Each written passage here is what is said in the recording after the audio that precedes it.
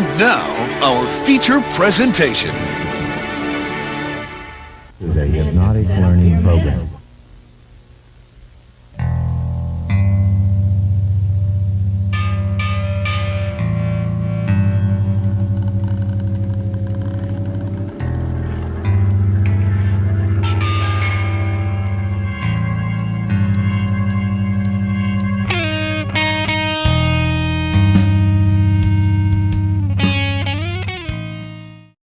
Plant a seed there to remember you at the Mayfair with your long ass curly hair. We had a pirate band. I'm small, like a superball. Dummy at the wrong fragile, like an eggshell. You're gonna pay me with your life.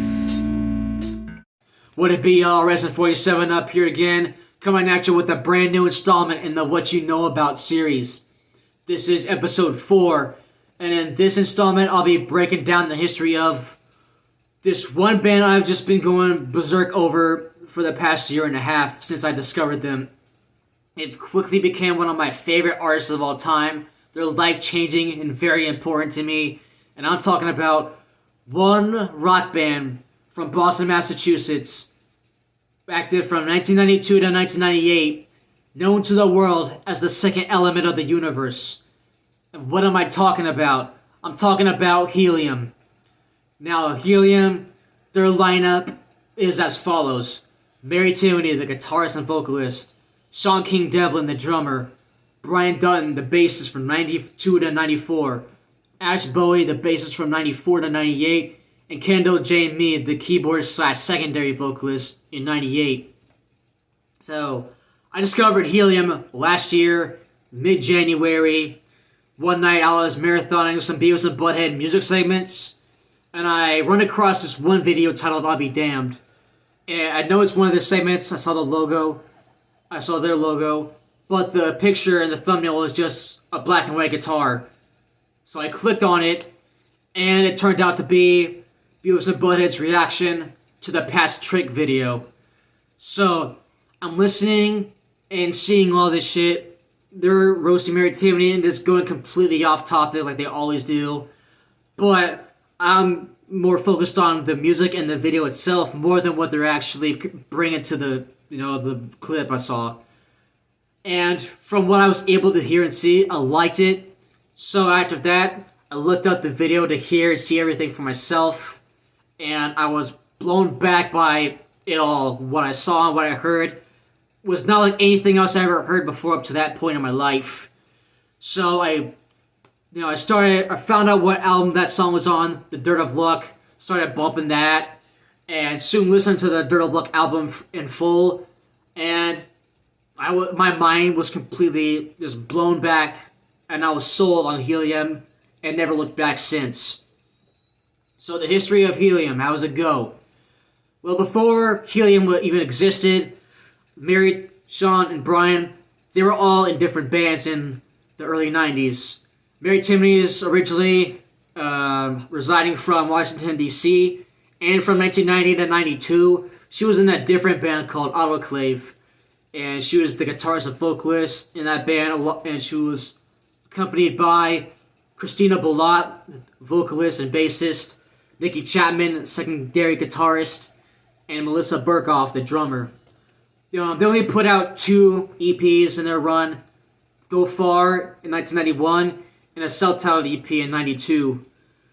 And at that same time, over in Boston, Sean and Brian had another band going on called Tacklebox, aka Chupa.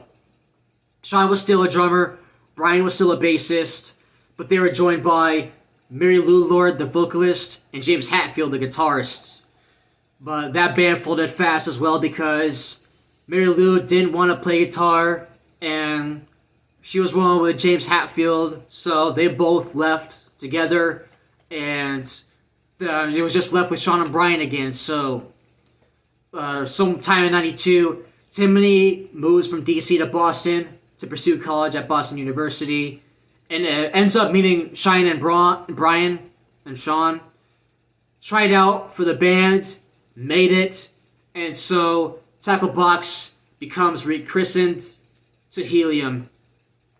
So, that fall in 92, the new band Helium drops their debut single, The American Gene. Recorded at Red Studio, produced by Adam LaSusse, the studio and producer they work with from this single up to their debut album. So real quick, salute to Adam LaSusse for giving them their jump start in their career and giving them the production that is the signature Helium style, the signature atmosphere. So yeah, I'm concerned to be like an unofficial fourth member. But he produced their debut single, The American Gene. It's a pretty crazy song compared to what they are mostly known for, but I still like it. That came with a B-side called Termite Tree, which was a very good hint to the direction they take moving forward. That's just one of the best performances that I heard in my life as far as vocals. Very Timony goes off on that shit. So that gets them a little buzz going locally. And then the next year in 93, they dropped another single called Hole in the Ground. And this becomes more similar to what they would become moving forward. Things started becoming clearer for them. And that song also came with a B-side called Lucy, which is one of the best songs I've ever heard in my life. That is a great starter track for anyone who hasn't heard Helium. Check that out, it is insane. So that gets them more buzz, and around 93 they started playing their first shows. So they get more and more buzz going, and then sometime in 93, Helium eventually caught the attention of one of the most iconic independent labels of all time, Matador Records. They got signed to that label, and then quickly after that, started working on their debut studio record. And that came up on March 8th, 1994, when they unleashed to the world an EP known as Pirate Prude. Now this EP has somewhat of a story to it.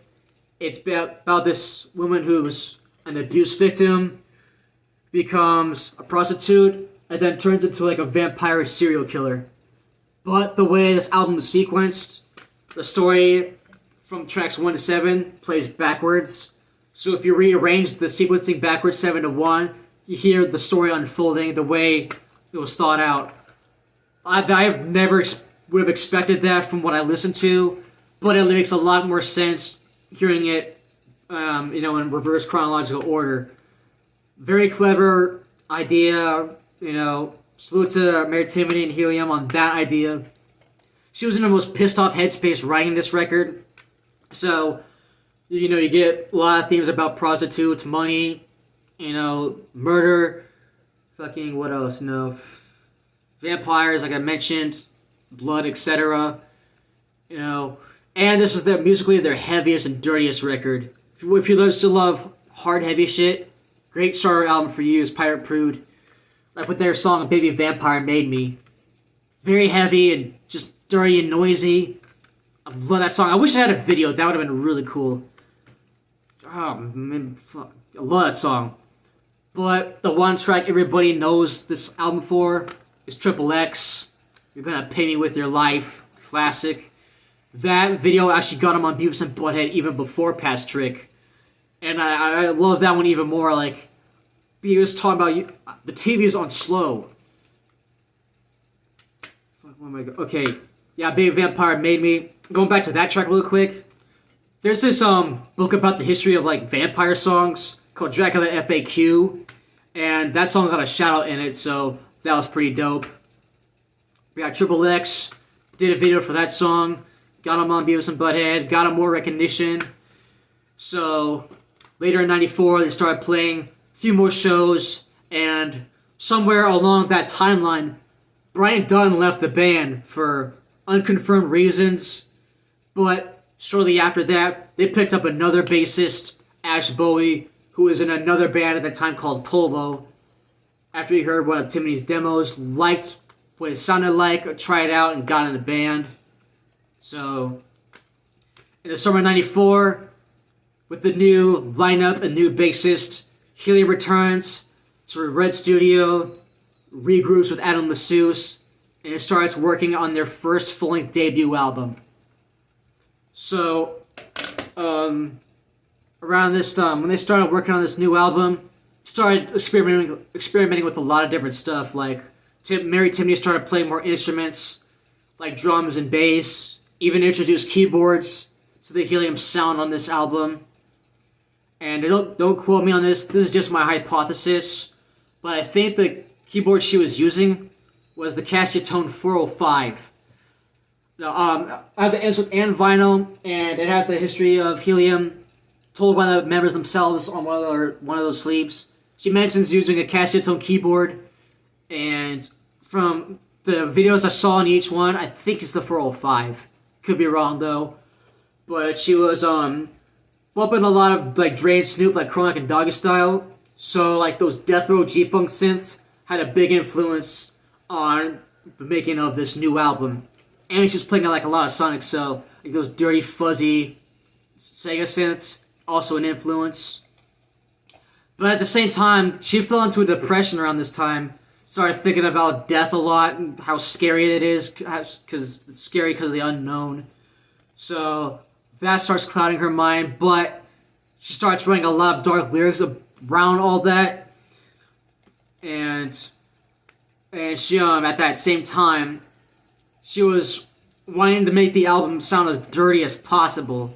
Like, she wanted it to sound like it was from something recorded on like a Tascam Porta 4-track recorder, which that's a specific tape box she used to record demos back in the Helium era.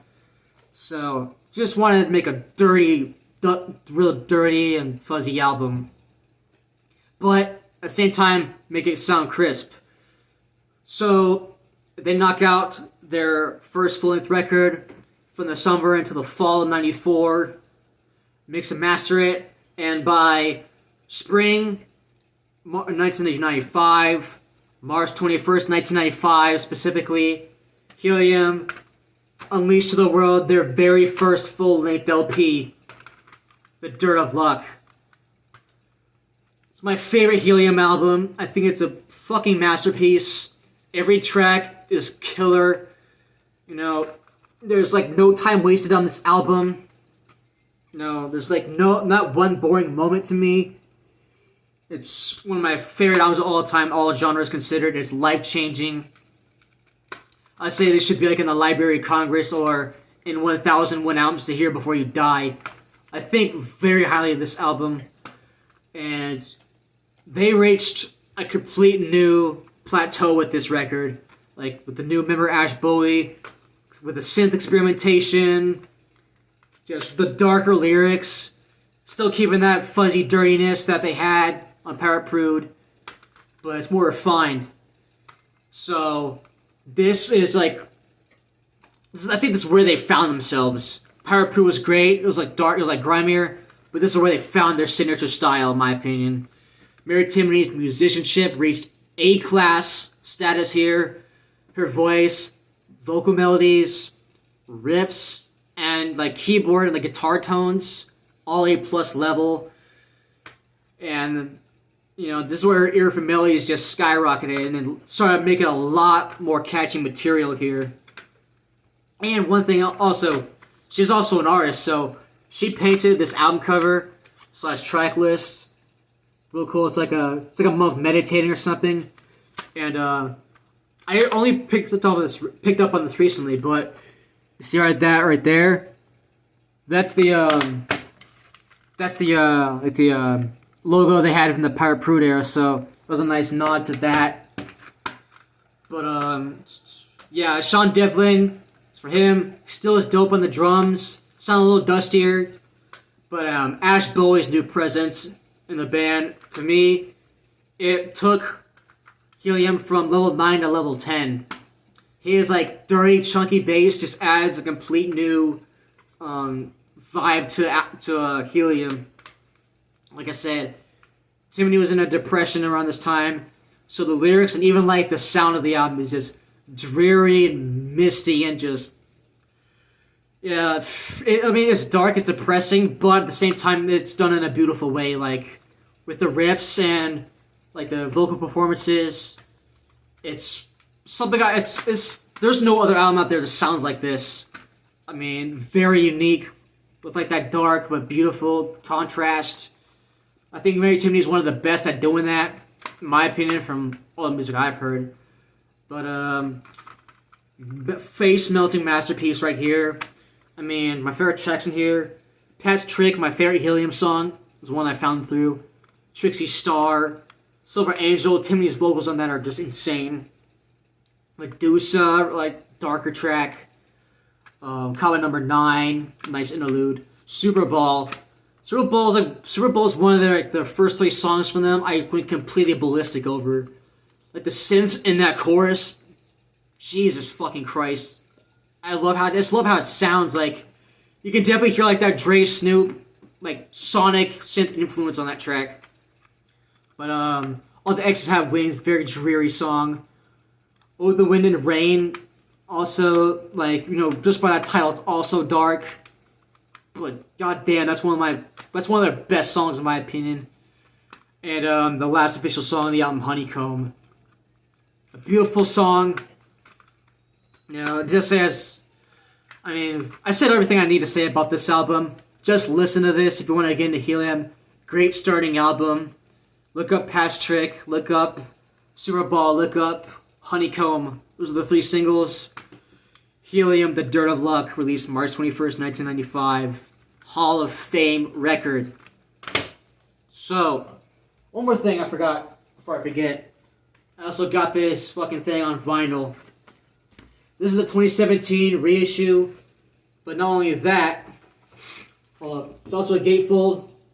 But another thing is this is the Newberry Comics exclusive. So it comes on this dark blue vinyl, which you can only get at Newberry Comics. I got this on eBay for a pretty good price.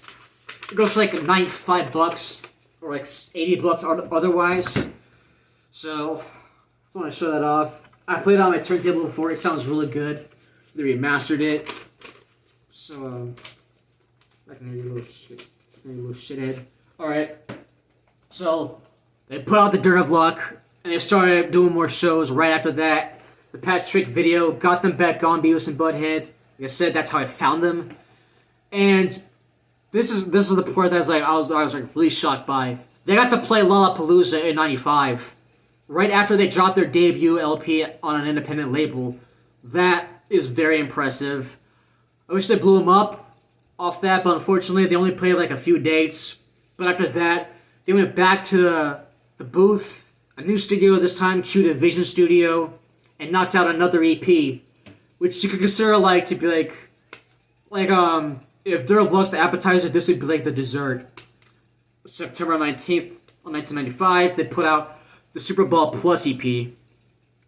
No, by the title you think it's just a single. No, it's a full EP. You get the album version of Super Bowl from Dirt of Luck. The star, this thing will focus. And then you get 4 brand new tracks. And as you can see, this comes in a digipack in '95. Helium were ahead of their time with the digipacks in the mid '90s because it was all about the jewel case, which it's still all about for me now. But yeah, ahead of the curve for that. You know, they knocked this EP out in just one day on like a portable DAT recorder. Because like I said, it's all about that dirtiness for this band around this time. But it still came out with studio sound quality. And this is their first record without Adam Lassus. This was produced by someone named Eric Masunaga. So the keyboards that they were experimenting with on Dirt of Luck become a lot more important to this record. They're a lot dirtier. They sound a little different here. But they're definitely a different keyboard from what they use on Dirt of Luck. But I want to know what they use for this. Because it says Moog Space Machine. I couldn't find anything relating to that. But anyways. Probably my favorite sound Helium has ever had is on this record. I love it. Like, let's see, like, what do you got in here? What institution are you from? Fucking Christ. One of their best songs. That could have been on the Dirt of Luck. That could have been a single. That's one of those songs I could hear, like, on alternative rock radio. Like, I can't not hear it like that. Unbelievable song. Timmy kills it. The vocals on that, the keys. I reviewed okay, I'll get to it later. Those songs came back on another release, but you get What Institution Are You From? Number 12, Elephant. I love that song because like how Timmy does her vocals. Her vocal melody follows the rhythm of the song, which is really cool, and it comes out really catchy. And again, great keys on that track. You know, the sign-off song, I Am a Witch. Just like, she's on like her 1692 Salem Witch Trial shit with that song. Like a black magic lullaby is what I call it. Love that track. That song and Honeycomb both go back to 93. So, I wish that song had a video. That would have been dope. And I just wish this was a full-length album because, like I said, it's my favorite sound they ever had. It's just perfect. No, but as an EP, it's still great. Cerebral Plus in 1995. Let me get a hit of water really quick. Alright, I'll be back in a second. Alright, so I guess where was I left off? They put out the Cerebral Plus EP, September 95. 96 goes by. They didn't put out any new records that year. They did do like a couple appearances on some soundtracks. It was just, I think it was just Marion Ash, but they went by a different name. I forgot what it was. But that was like the only records they released in 96. But November that year, they went back to the studio. Again, new studio. And this time it was in the Fidelatorium in North Carolina. And they started working on their second full-length album. But they made so much material during those sessions that they had enough to make a new EP before it. So, on April 8th, 1997, they dropped their third EP called No Guitars. Like I said, they were working on the second full-length album, and these were, I guess, like, I don't know, like outtakes, I guess you could say it, but I wouldn't say that because it's the official release. And we got right here, like, and this right here, this is pretty crazy. You get on the disc, like, this drawing called the Wobbs. It's gotta be like a drawing of from like one of the band members did when they were kids. I don't know who, but they were started recording with another producer, Mitch Easter. He started working with him on this album, and okay, first things off, No Guitars. That's a misleading title because they use guitars on almost every track on the album. They just don't use distortion, but overall, not one of my favorites by them. I like about half the songs. I like Silver Strings. Dragon Number 2 is fucking great. That is a banger. Very, very good song right there. Go check that out. What else you get? 13 Bs. It's like a 90-second instrumental, but it's really dope. And if you want a full version of that, Mary Timony reworked that song with lyrics on her debut album, Mountains. So go look that up. Yeah, the lyrics on this album, the themes of them definitely changed from what they were on Pirate, Prude, and Dare of Luck. This were the more fantasy-based starting here, like being in imaginary places, just nothing more or less to it. And they got even more experimental here. They started messing around with strings and like the Chamberlain, which is like the precursor to the Mellotron. So you get more experimental sounds on this album. Like I said, I like about half of the record, but that Dragon Number 2 track is very good. One of my favorite Helium songs for sure. So in April of 97, they put out No Guitars, and at the same time, I think they just kept working on the second full-length album. They started doing more experimental stuff, like flipping tapes over to play, like the recording is backwards. Using reverb tanks to simulate like bombs exploding. Keyboards, using more of those. Strings, using more of those. And also adding in like horns and sitars and a bunch of like Middle Eastern instruments, I guess you could put it like that. But yeah, they knock out their second full-length album, and on September 9th, 1997, the album comes out, and it's known to the world as the Magic City. This is a perfect follow-up to the Dirt of Luck. Helium didn't only beat the sophomore jinx, they destroyed it. Complete new sound, complete new lyric themes, but you can still tell it's Helium. Even without Timony's voice, it still has that signature style of theirs. And like I said, it became more fantasy-based. So you got like this album cover, which Timony painted again. I like this more than Dirt of Luck, actually. And then like a dragon painting. You got, and then like how they did this right here with the band pictures, how like they add like some watercolors to it, so it looks like something from a dream. That was pretty cool. You get the credits inside right here. So recorded by Mitch Easter at Fidelitorium as well, and the lyric themes on here, like I said, are different because after Super Ball Plus EP, that Piss But Calm Steezo that Timony had started changing because all that anger she had started fading away, started moving on from all that, which is great. And the album title, The Magic City, comes from a movie called Wild Wheels. And what I read up on it was there was a character in the movie who took like a Honda and made like a majestic art piece out of it and called it the Magic City Golden Transit. So that's how you get the album title.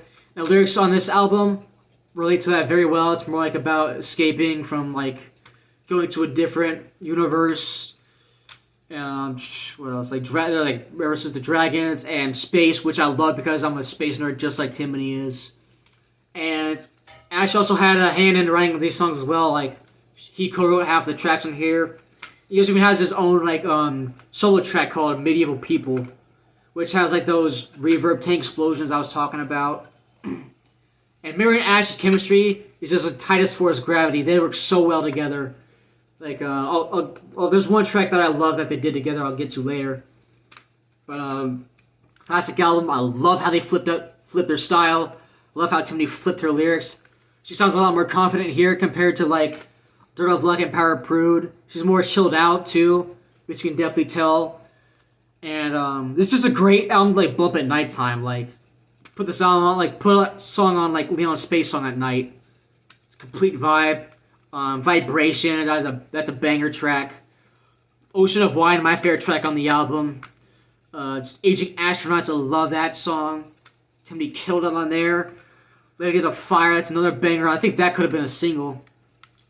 Ancient Crime, love that song. Devil's Tear, Blue Ranch Soda, and then Walk Away. Walk Away is so dope. That song I think goes back to like '94. So yeah, one of my favorite albums from '97, top 5 I'd say, and then my top 3 Helium albums. So yeah, Magic City in 1997, and they started playing more shows after that, but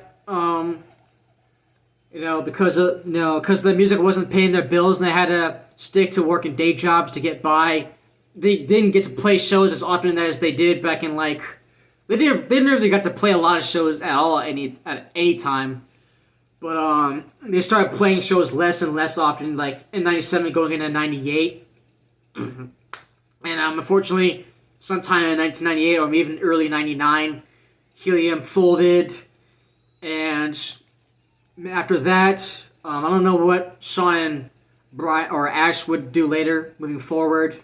But after this, Mary Timony would go dolo and start a solo career. And she released 3 solo albums under her own name. Mountains in 2001, The Golden Dove in 2002, and X-Hex in 2005. And then even after that, she had a few more bands, like the self-titled The Mary Timony Band in 2007.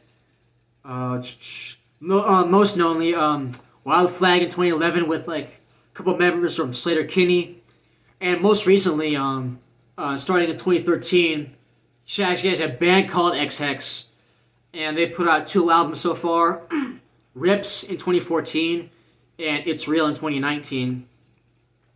So, as you could tell by all these new albums, all these new records and art bands, Mary Timony is one of those artists that stays focused on the new shit and what's next, like new ideas, like making new material is what she's about. But in 2017, she found herself revisiting a lot of Helium material. So, the kids becomes a snowball effect, and she started going through the basement looking for like old material, like tracking down rare singles, songs from soundtracks. Started putting together a new compilation because she wanted to like do a Helium reunion campaign, but Sean and Brian, I think they were busy at that time.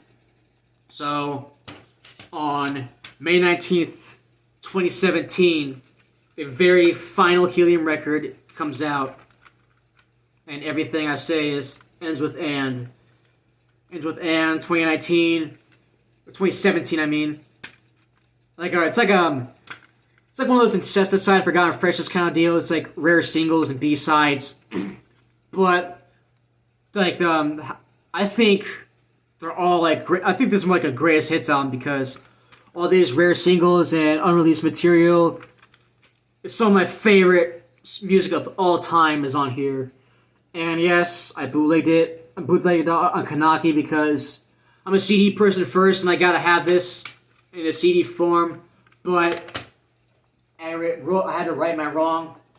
Picked it up on vinyl. I did a review for this on vinyl as well as the album itself. You can go look those up. But yeah, I think this is just as good as the Dirt of Luck. Yeah, it's that good. So many insanely good tracks on here. It's my go-to Helium album. I think I play songs from this album almost every day, not every other day. It's that good.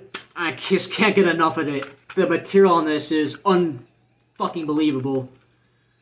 But a lot of like LP-worthy material on here. But another thing I want to mention, if you get the vinyl, it comes with a download card which has 5 bonus tracks, and one of them is it's a track called, what is it? Green Chair. It's a live track. That's a great song. But, okay, I already reviewed this. And in my review I said my favorite track was Lucy. That has changed since then. My actual new favorite track is Magic Box. I don't know what it is about that song, but that song just makes my soul light up every time I hear it. It always, it always puts me in like a good spirit. That song, it's almost emotional for me. Like, I wish I could explain more, but I think I'll just list off my favorite tracks for now. So, the first 4 tracks on the album are from Pirate Prude, Baby Vampire, Triple X, 000, Love Money. But then you get Lucy, like I said, insanely good track. Go check that out. Termite Tree, which very emotional track for me. I think that's the best vocal performance Mary Timony has ever put on, and that was on their first single. But then you get Hole in the Ground, which was a single for this album. Magic Box. You get Super Bowl demo. And then the Super Bowl plus EP tracks. What Institution Are You From? Number 12, Elephant, I Am a Witch. Ghost Card demo. Puffin' Stars was one of the tracks that it was just Mary and Ash. I love that song. It's so dark and haunting. A lot darker than what they would usually make, which I love when artists do that. They get like a Leon Space song demo. The Dragon number 1, Fantastic Castle, which those are the 2 songs they did for the 96 compilations. And what their name was escapes me at the moment. I think you can look it up right here. Where's Dragon number 1? Hold on. Leadbird, that was the name they put those 2 songs out under. Leadbird. And then the album ends with the Golden Bridge demo, which is the very last song Helium recorded in 1999. So this ends with and face-melting masterpiece. One of my favorite albums of all time, all genres considered. I love it just as much as Dirt of Luck. Like, they're back to back as far as my favorite Helium albums. I would even say even this is like the best album to start with Helium on, because you get a good taste of all the different sounds they had throughout their time. But yeah, I would say great album to start with right here, because you get a glimpse at everything they sounded like. So that is ends with and at that same time, Mary Timony started playing Mary Timony plays Helium tour. Like I said, couldn't reunite the actual band. Started playing songs with like a couple other musicians. But that is the Helium discography in a nutshell. I'm sure everybody. Okay, here's how I'll end it. I'm sure everybody has that one artist that feels like they were made just for them. And for me, that is just Helium. I plan on viewing their whole catalog because this band means everything to me, and no one else on YouTube was talking about them like at all. And I know it's only been a year and a half, but I can tell you this: Helium is in my top 5 bands of all time, and Mary Timony is in my top 5 singers of all time. They're one of a kind. No other band sounds like them. They're just incomparable. Mary Timony also sounds like nobody else. The voice, like her chilled back delivery, is so unique to me. And plus, her knack for pop melodies is unfucking paralleled. Like, it is something to behold. Plus, her resume, it speaks for itself. Been in a lot of different bands, put out a lot of different albums. She's definitely a legend in my eyes. But she's just a total package. She's the definition of what an artist is. She does a lot more than just music. You know, just something about this band just hits me in a way no other artist has done before. And I have to explain this real quick. Okay, so I know people know me. I've been through a lot in my life, like especially 2020, like the worst year of my life specifically. So check it. Helium to me is like past life regression music, which means like it feels like a band I heard years ago, but I didn't. I only found them last year, but it feels like I've always known them. And their music brings up those bad memories, which sounds bad on paper, but it actually helps me move past all of that past shit because the spirit of Helium is just so positive and therapeutic to me. So to Mary Timony and everyone else in Helium, thank you so fucking much for this life-changing music.